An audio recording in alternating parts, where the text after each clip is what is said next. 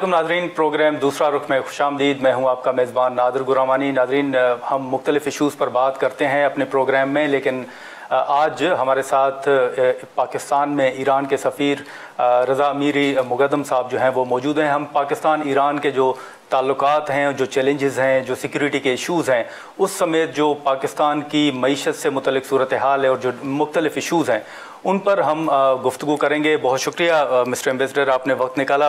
सबसे पहले तो ये बताइएगा कि पाकिस्तान और ईरान के बड़े मिसाली ताल्लुकात रहे हैं। इस वक्त आप क्या चैलेंजेस देख रहे हैं बिटवीन पाकिस्तान एंड ईरान, और उनके मसाइल का हल आपकी नज़र में क्या है? बिस्मिल्लाहिर्रहमानिर्रहीम व बिही नस्तईन। तशक्कुर मिکنم اولا از تشریف فرماییتون و برگزاری این مصاحبه. درست فرمودی که روابط ایران و پاکستان یک روابط تاریخی و مثال زدنی بوده و هست انشاءالله. دو کشور دارای مرز طولانی حدود نزدیک به 1000 کیلومتره. خب به طور طبیعی چالش‌های هم باید وجود داشته باشه به دلیل کوهستانی بودن مرزها، به دلیل وضعیت ساکنان مرزنشین، به دلیل مداخله بازیگران خارج از منطقه، به دلیل پیدایش موضوعی به اسم تروریست باعث شده که یک چالش‌های هم بین دو کشور گاهی بروز وجود داشته باشه، ولی الحمدلله همیشه با گفتگوی چالش‌ها رفع شده و امروز ما رابطه خیلی خوبی با هم داریم دو کشور. ما باید بتونیم همکاریامون رو تسهیل بکنیم که بخشش به دلیل مشکلات مرزی، به دلیل عدم امکانات مرزی، به دلیل عدم کارایی و کارآمدی دستگاه بوروکراسی دو کشور است. اینها میشون بگم چالش‌های فراوی دو کشور باشه که ان شاءالله روز به روز داریم تلاش میکنیم اینا رو کاهش بدیم. ये जो दो तरफ़ा ताल्लुकात हैं, इसमें हम देख रहे हैं कि तिजारत को रेगुलेट करने के लिए क्या कोई ईरान इक़दामात कर रहा है? ما که همواره دنبال تجارت رسمی با همه کشورها هستیم. ما با پاکستان هم یه چیزی ممکنه بگن رسمی نیست، ولی شبه رسمی این تجارت برقرار هست. ما سالانه حدود 150 تا 200 میلیارد دلار کشور ما صادرات و واردات داره. ما هم کالا میفروشیم پولمون رو دریافت میکنیم، هم کسی که ما از کسی هم که کالا میخریم پول بهش پرداخت میکنیم. بر اساس توانمندی و ظرفیت کشورهاست که بعضی کشورها اصلا راحت داریم با هم کار میکنیم، بعضی کشورها ممکن مثل پاکستان نتونن از طریق سیستم بانکی کار بکنن و از طریق تهاتر و از طریق شرکت‌های تراستی اینا میتونیم پولمون رو با هم جابجا بکنیم.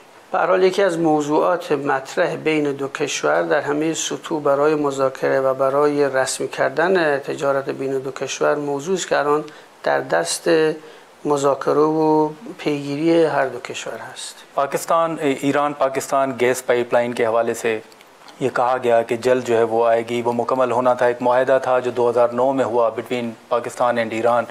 आप उसका मुस्तकबिल क्या देख रहे हैं? पाक ईरान गैस पाइपलाइन में चैलेंजेस क्या हैं? ببینید همونجور که شما فرمودید این شرکت ملی نفت ایران با طرف پاکستانی توافقی رو در سال 2009 توافق کرده که خط لوله گاز و با این مقدار مشخصی که باید گاز بده به پاکستان توافق کردن. در دور اولی که تاریخش به پایان رسیده 5 ساله بوده پاکستان نتونسته اجرا کنه، یک دور دیگه تمدید کردن. دور دوم تو سپتامبر یعنی همین ماه که توش هستیم پایان میپذیره، ولی پاکستان به دلایل گوناگون تا الان نتونسته این کار رو اجرایی بکنه. ایران همون سالهای اول خط لوله خودش تا نزدیک مرز پاکستان کشونده. در یک سال گذشته مذاکرات خیلی متمرکزی بین دو کشور برگزار شد و قرار شد که طرف پاکستانی از گوادر تا مرز ایران این خط را بکشه که اونم متاسفانه محقق نشد.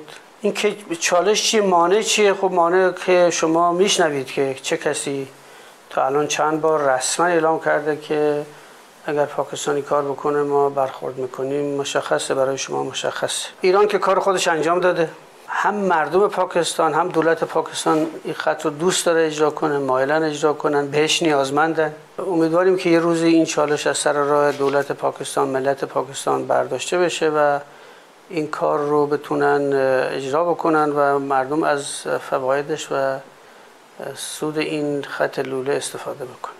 लेकिन अभी जैसे आपने फरमाया कि सितंबर में डेडलाइन जो है वो ख़त्म हो रही है, अगर ये डेडलाइन ख़त्म हो जाती है जो कि एक्सटेंड की गई थी ईरान की जानिब से कि पाकिस्तान अपने पोर्शन का काम जो है वो मुकम्मल कर ले, अगर ये सितंबर तकरीबन ख़त्म होने वाला है, अगर पाकिस्तान उस पर अमल दरामद नहीं कर पाता तो क्या ईरान अगेन कोई डेट एक्सटेंड करेगा, या आपकी अहम जो मुलाकातें हुई हैं उनमें क्या पाकिस्तान ने कोई दरख्वास्त की है कि डेट एक्सटेंड की जाए मज़ीद؟ ببینید شرکت ملی ایران خصوصیه، دولتی نیست و بنابراین دولت نمیتونه خیلی مداخله کنه به یه شرکت بگه که تو این کارو نکن یا این کارو بکن. باید بر اساس منافع شرکت بتونه تصمیم بگیره. این نکته اول. نکته دوم اینه که در این قرارداد یه جوری نوشته شده است که اگر خدای نکرده اختلافی پیدا شد به کجا و چه محکمه‌ای برای داوری مراجعه بکنن. یک بار قرارداد تمدید شده است. حقوقی های شرکت ملی نفت ایران میگویند بر اساس این توافق شده که فقط یک بار تمدید میشه، برای بار دوم دیگه نمیتونه تمدید بشه. خب اونم که از سال 2009 مثلا یک سال بعدش اینا حدود 2-3 میلیارد هزینه کردن تا خط لوله را از اصلویه تا نزدیک مرز پاکستان کشیدن. بنابراین خود طبیعی نیست که از حقشون به راحتی بگذرن. رفتن اگر به خاطر خدا نکرده پرنده به دیوان هم بره، به داوری بره، هر وقت که دو کشور توافق کنن میتونن برن مراجعه کنن میگن ما داریم مذاکره میکنیم، فعلا به عقب میفته رسیدگی. به هر حال ایران، طرف ایرانی، شرکت ملی نفت ایران آمادگی داره کار اجرا بکنه، همیشه آماده است گفتگو کنه با طرف پاکستانی، یه راه حل پیدا کنه برای اجرای این پروژه. گزینه اول شرکت ملی نفت ایران رفتن به داوری نیست، گفتگو و حل فصل از طریق دولت پاکستان است، مگر ناچار شود دیگه راهی نداشته باشه. मिस्टर साहब अगर इजाज़त दें तो यहाँ पर एक नाज़रीन शॉर्ट ब्रेक लेते हैं और ब्रेक के बाद हम यहीं से गुफ्तगू को आगे बढ़ाते हैं।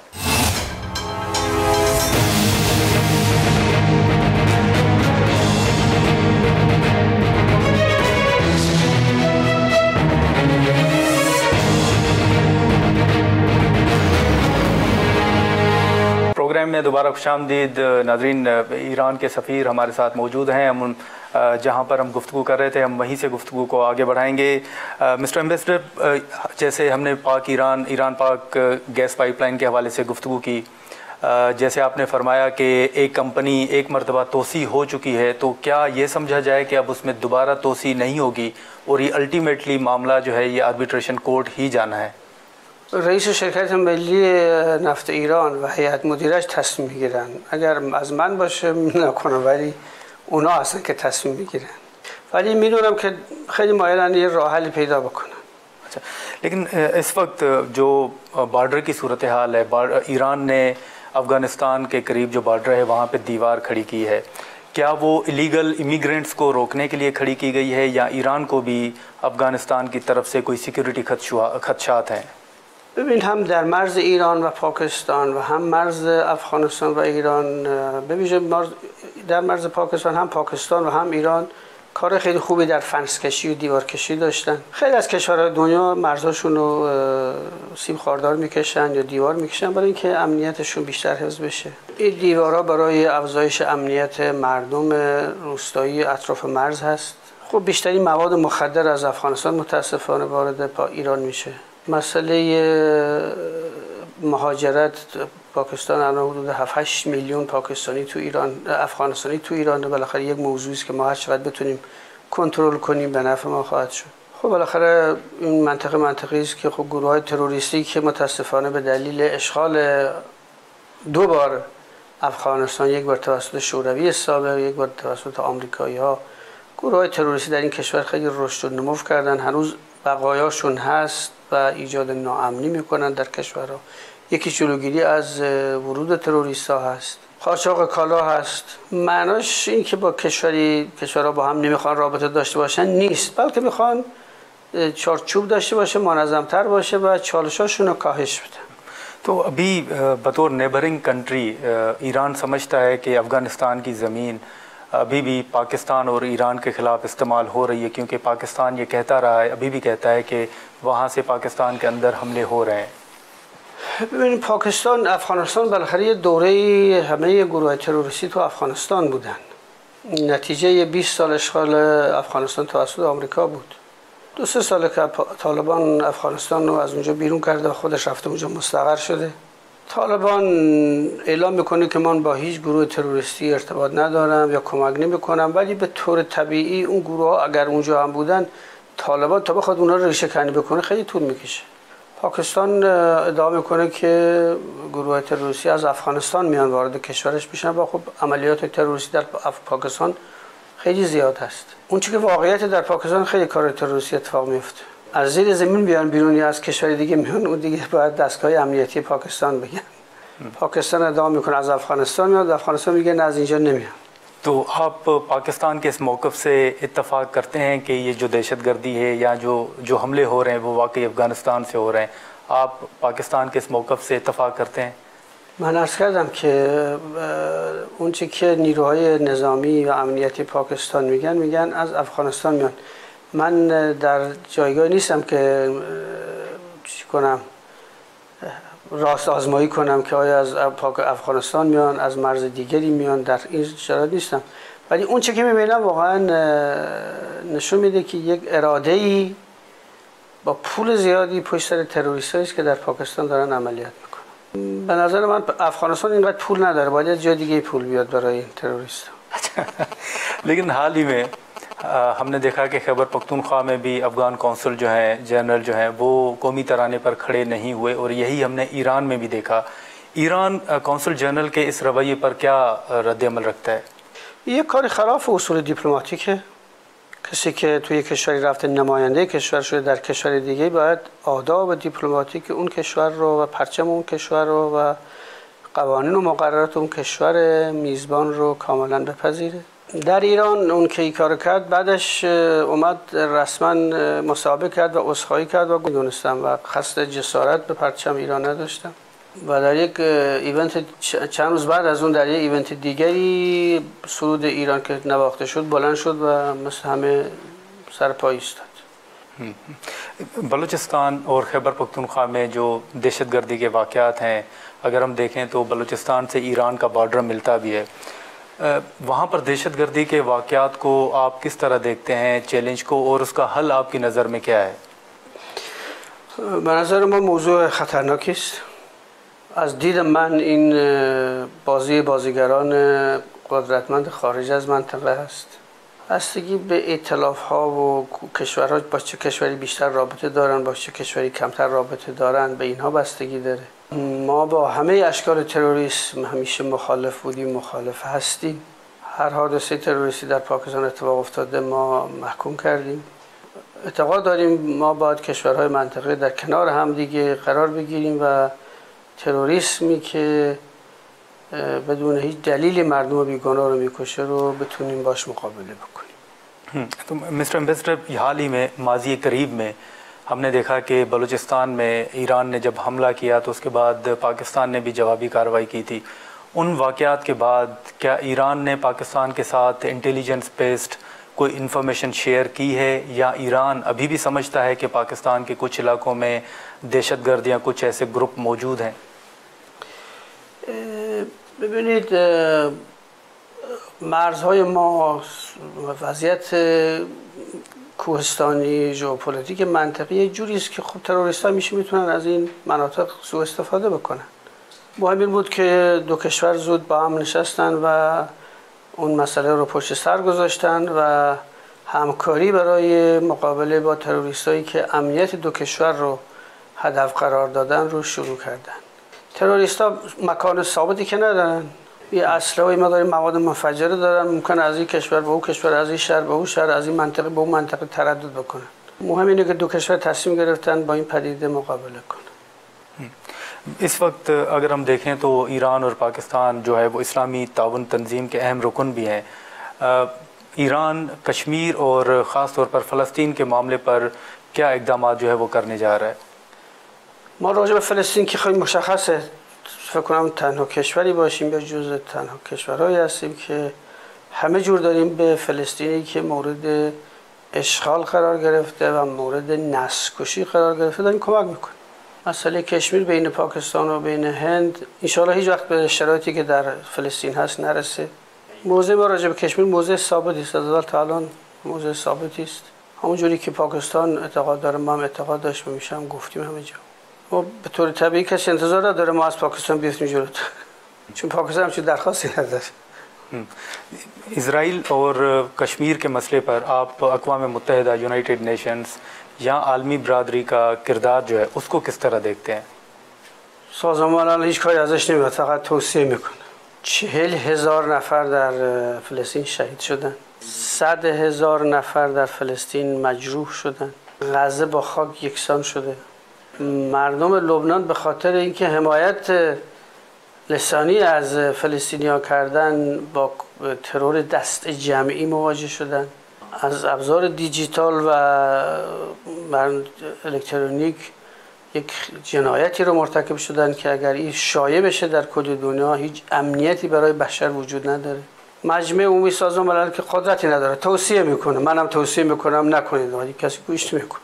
شورای امنیت ملی دست 5 کشوره که هر کدام یکشون وتو کنه همه چی برباد میشه، بس عملا هیچ کاری نمیشه و مرتبا آمریکایی‌ها و 2 کشور اروپایی قرار توافق چیز قراردادنامه‌ای که به نفع فلسطین صادر میشه رو وتو میکنن. شورای امنیت مال یک شرایطی است که 5 کشورهای موفق شدن، پیروز شدن در جنگ جهانی دوم، خودشون بستن، خب هنوزم به نفع خودشون تصمیم میگیرن. ما که هیچ خیلی از این شورای امنیت و از این سازمان ملل نداشتیم. लेकिन हाल ही में हमने देखा कि जब इस्माइल हनिया साहब का वहाँ पे उनकी डेथ हुई तो उसके बाद ईरान ने ये ऐलान किया था कि वो इसराइल पर हमला करेगा। क्या ईरान का वो फैसला अभी भी बरकरार है؟ بله، بر اون که بر سر جای خودش باقیه، ولی فکر کنم اگر دنیا نگاه کنه رژیم صهیونیستی و نخست وزیر رژیم صهیونیستی قبل از اسم آوردن از گروه‌های فلسطینی و لبنانی اول اسم ایران میاره. اون میگه که ایران پشت این مسائل هست، اسم کشور دیگری نمیاره. بنابراین ما موضوع راجع به رژیم صهیونیستی خیلی شفاف و روشنه. اونا هم که الان در لبنان، در یمن، در فلسطین، در عراق علیه رژیم صهیونیستی دارن میجنگن، هم مشخصه که با چه کشوری و چه کشورهایی مراوده و تماس دارن. البته اونا از عزت خودشون، از برای آزاد کردن سرزمین اشغال شده شون دارن میجنگن. جمهوری اسلامی هیچ چیزی به اونا دیکته نخواهد کرد و نمیکنه. فقط بر اساس احساس و وظیفه انسانی و اسلامی به اونا کمک میکنه. تصمیم گیری با خود اوناست.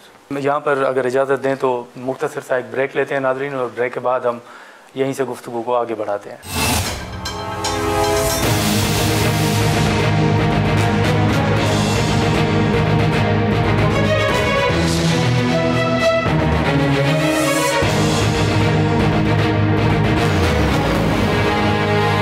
प्रोग्राम में दोबारा खुशामदीद। जब ईरान ने ये ऐलान किया था, उस ऐलान के बाद क्या इंटरनेशनल कम्युनिटी ने ईरान से कोई रब्ता किया है कि आप हमले का फ़ैसला वापस लें? बातचीत की कोई पेशकश की गई हो ईरान को? همه تماس گرفتن، گفتن خویشتن‌داری کنید. هیچ کس نگفت چرا هنیه رو در کشور شما، معمار شما رو شهید کردن. लेकिन इस वक्त ईरान के अंदर मिस्टर एम्बेसडर एक इशू पेजर का बड़ा इशू उठा था, वो इशू है क्या? ईरान इसको किस नज़र से देख रहा है? پیجرها در لبنان اتفاق افتاد، انفجارها. خب این سوء استفاده از الکترونیک و فضای مجازی و این هاست. کارشناسا باید بررسی کنن که این موضوع چی بود. یه احتمال اینه که اون شرکت سازنده پیجرها با اسرائیل هماهنگ کرده، در اونها مثلا مواد منفجره گذاشته باشه، یا یک مثلا تراشه‌ای که در یک زمان خاصی با دریافت یه پیامی منفجر بشه ممکنه کرده باشن، یا یه روش دیگه اینا رو فعال کنن و منفجر کنن. ظاهراً بالا الکترونیکی میتونن بالا ببرن و اون دستگاه رو منفجر بکنن. این قسمت دوم دانشش فقط در اختیار هوافضای آمریکاست. موضع آمریکا هم در حمایت از رژیم صهیونیستی خیلی آشکار و شفاف همه دنیا میدونه. तो क्या फिर अगर ईरान समझता है कि ये टेक्नोलॉजी अमेरिका के पास है, तो क्या फिर ईरान उनके साथ कोई इशू टेकअप करेगा अमेरिका के साथ? همیشه ایران موضعش رسمی اعلام میکنه. بله همیشه ما از طریق سوئیس حافظ منافع آمریکا در ایران پیام رد و بدل میکنیم و اعتراضامون میکنیم، ولی راجع به این مورد خاص من الان اطلاع خاصی ندارم. एक इशू हाल ही में जो हेलीकॉप्टर का इशू हुआ जिसमें साबिक सदर ईरान के उनकी कीमती जान जो है वो भी ज़ाया हुई, उस हवाले से भी ईरान के एक रुकन पार्लियामेंट ने यह खदशा ज़ाहिर किया है कि हो सकता है कि उनका भी पेजर जो है वो फटा हो, धमाका हुआ हो और उसके नतीजे में हेलीकॉप्टर का इशू जो है वो पैदा हुआ हो.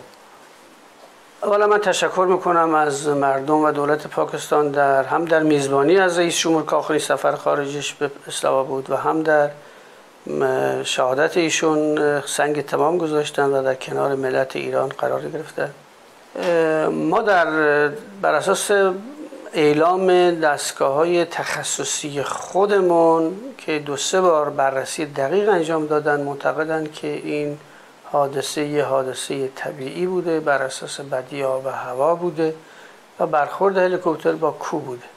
تا این لحظه از نظر جمهوری اسلامی حادثات طبیعی، مگر که در آینده اطلاعاتی بیاد که او تغییر بده، ولی تا الان جمهوری اسلامی معتقده که این موضوع بر اساس نظر کارشناسان تخصصی انفجار خودش این حادثه طبیعی بوده. نظر افراد نمیتونه اینجا ملغ قرار بگیره. حال ही में पाकिस्तानी शहरी आसिफ मर्चेंट का एक इशू आया और अमेरिका ने ईरान के ऊपर ये इल्ज़ाम आयद किया कि आसिफ मर्चेंट जो हैं उन्होंने ईरान के कहने पे साबिक अमरीकी सदर और मुतअद्दिद जो सरकारी एहलकार हैं उनकी कत्ल का एक मंसूबा बनाया था और वो इल्ज़ाम ईरान के ऊपर अमेरिका की जानिब से लगाया गया है. आप अमेरिका के इस इल्ज़ाम को कैसे देखते हैं؟ به نظر من ترا برای که بتونه مردم گول بزنه و رای بیاره میاد از این کیس‌های ساختگی درست میکنه. ما بعد از شهادت شهید سلیمانی انتقاممون گرفتیم. پایگاه آمریکایی رو برای اولین بار بعد از جنگ جهانی دوم مورد حمله موشکی قرار دادیم. ما از طریق حقوق بین الملل و از طریق دادگاه‌های بین المللی و دادگاه‌های داخلی خودمون دنبال تعقیب عاملین این جنایت ضد بشری هستند که رئیس جمهور آمریکا است، وزیر خارجه آمریکا است، فرمانده ستاد مرکزی آمریکا در منطقه سنتکام هست و چند تا مقام دیگر هستند. اونا رو از طریق دادگاه حقوقی داریم پیگیری میکنیم. چنین کاری در دستور کار ما نبوده و نیست. लेकिन अभी अमेरिका में इलेक्शंस भी होने हैं. ट्रंप जो हैं वो एक मर्तबा फिर उम्मीदवार हैं. अगर ट्रंप दोबारा इलेक्शन जीत कर आते हैं तो खित्ते पे क्या असरात पड़ेंगे उनके؟ بستگی داره ببینیم دوره اگر ایشون پیروز بشه چه سیاستی رو در پیش میگیره. موضوع ما روشنه، گفتیم اگر آمریکا دست از شرارت برداره، دست از مخالفت برداره، دست از اقدام علیه ایران برداره و در حاضر باشه در موضع برابر با ایران مذاکره کنه، صرف نظر که کی رئیس جمهور آمریکا باشه فرق نداره. ایران حاضره که رو مسائلش به ویژه موضوع هسته‌ای گفتگو کنه و همون توافقی که در گذشته سال 2015 توافق شد و ایشون ازش خارج شده برگرده و اجرا بکنیم. این سیاست ما هست در مورد آمریکا. ما فرق بین رئیس جمهور آمریکا خیلی ماهوی نمیبینیم. ما از موقعی ما انقلاب کردیم کارتر رئیس جمهور آمریکا بوده، از اون زمان تا الان هر که رئیس جمهور آمریکا بوده هم ایران رو تهدید کرده و کاری هم از پیش نبرده. سیاست دوگانه گرفتن همیشه. اول گفتن ایران رو براندازی میکنیم، بعد که نتونستن اومدن درخواست مذاکره کردن. در مذاکره هم 2-3 بار ایران اینا رو امتحان کرده، دروغگوان و عهدشون وفادار نیستن. ترامپ هم رئیس جمهور بشه روز قیامت برپا نمیشه، این هم دورش تموم میشه میره. امیدواریم دوباره نیاد از بعضی کشورهای منطقه به زوری مقداری پول بگیره ببره، فقط اونو میتونه پول بگیره بذاره، کار دیگه نمیتونه بکنه. यहाँ पर अगर इजाज़त दें तो मुख्तसर सा एक ब्रेक लेते हैं नाज़रीन और ब्रेक के बाद हम यहीं से गुफ्तगू को आगे बढ़ाते हैं.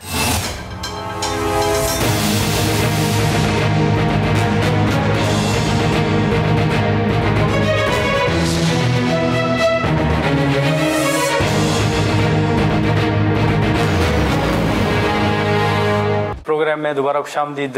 ये बताइएगा कि जो माहौलियाती तब्दीलियों के असरात हैं, पाकिस्तान भी उससे मुतासिर हुआ है, ईरान भी मुतासिर हुआ है. माहौलियाती तब्दीली से मुतल्लिक जो चैलेंजेस हैं उनसे निमटने के लिए ईरान और पाकिस्तान क्या ताउन कर रहा है एक दूसरे के साथ?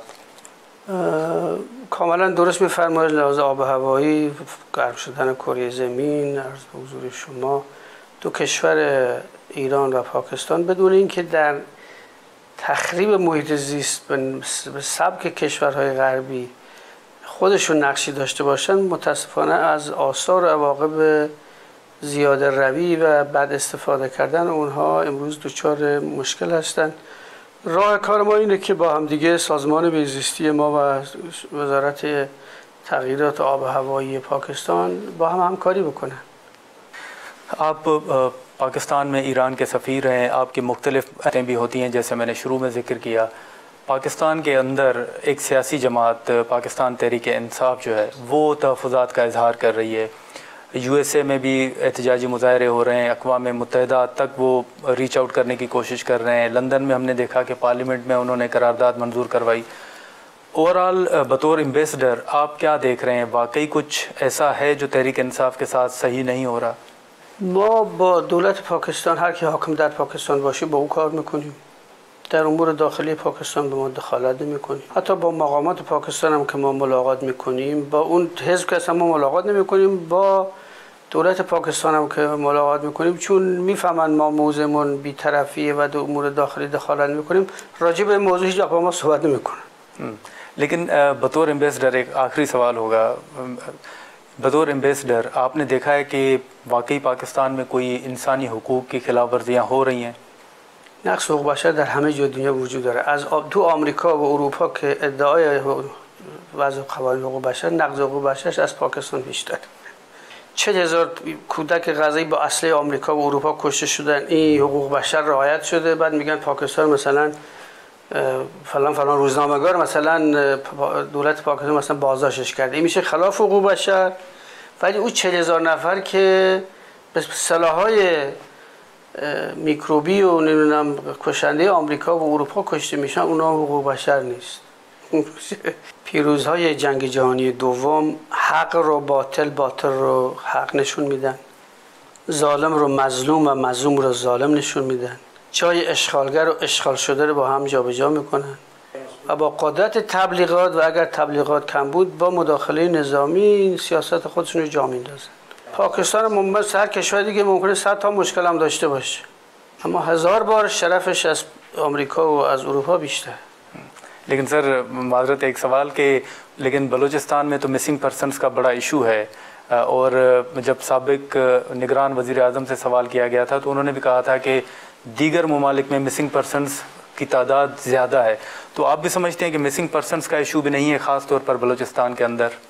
ببین ما از هیچ کاری که بخواد این اتفاق بیفته توسط هر کی باشه ما حمایت نمی‌کنیم که کسی رو ناپدید کنن، کسی رو بدون دادگاه محاکمه کنن. یه ادعاست، پاکستان هم اینو رد میکنه. ما امیدواریم که این خبر دروغ باشه، این کار صحت نداشته باشه.